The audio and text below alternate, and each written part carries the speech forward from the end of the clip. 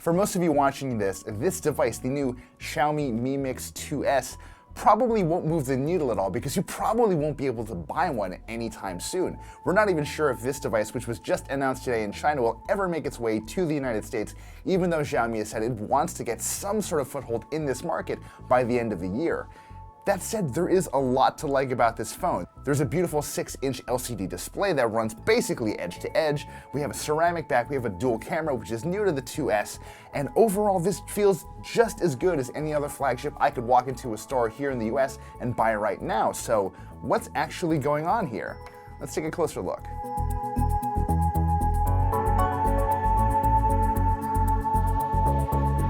Now, let's just get one thing out of the way up front. Xiaomi wants to start selling its smartphones in America, but it's pretty unlikely that the Mi Mix 2S will be one of those phones. Do not hold your breath waiting for this thing. It's a shame, too. After a few days using the Mi Mix 2S in the field, and despite running into a number of quirks, I've really become fond of this thing. For one, it just looks great.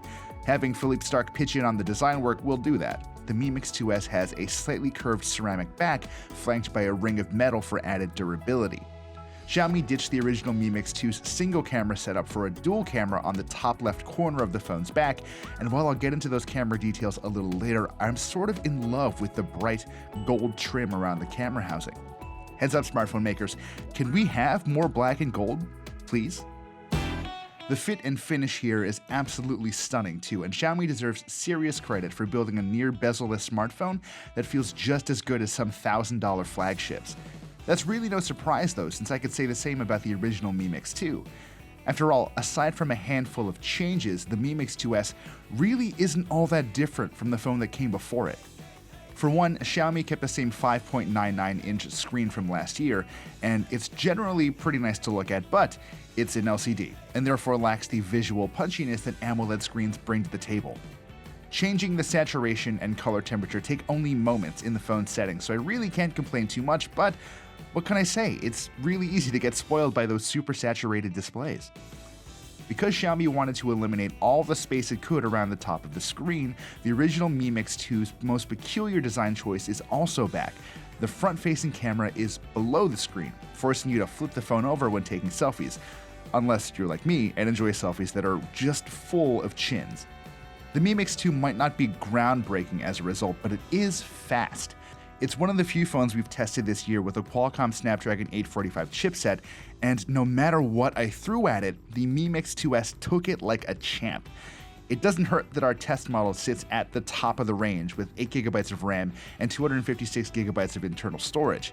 More reasonably priced versions of the phone will come with 6GB of RAM and either 64 or 128GB of storage, and it's really worth taking the time to mull over that decision since there's no expandable storage slot here. I've been doing a lot of work-related multitasking on the Mi Mix 2S, and it's held up really well. If anything, my real problem is that I tend to get really sucked into PUBG mobile matches at the wrong times, and since it looks and runs great at the highest graphic settings, I am often gone for longer than I should. I'm sorry, everybody. I'm sorry. To hear Xiaomi spokespeople tell the story, the real upgrades in the Mi Mix 2S were made to the camera. There are two 12-megapixel cameras around back, one wide-angle and one telephoto, and Xiaomi's choice of a new Sony sensor with 1.4 micron pixels means the Mi Mix 2S should do really well in low light. The f1.8 aperture on the main camera should certainly help too. Like other companies, Xiaomi also added features based on AI algorithms to help the camera identify what it's looking at and adjust the resulting image accordingly.